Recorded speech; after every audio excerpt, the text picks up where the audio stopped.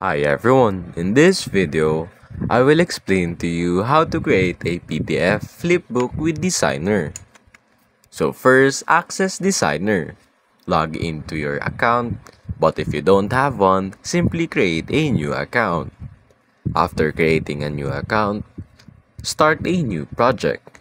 Click on Create New Project to initiate the process. Step 3. Import your PDF.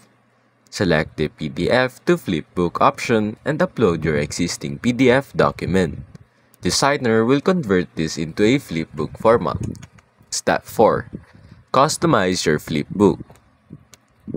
Utilize Designer's editing tools to add images, videos, or modify text to enrich your flipbook. Select a template if needed. Choose from over 200 customizable templates to match your brand or desired aesthetics. Step 5. Publish and share.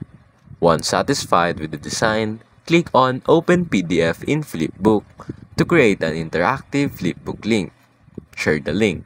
Distribute the generated link via email, social media, or embed it on your website to reach your audience. And that's basically it.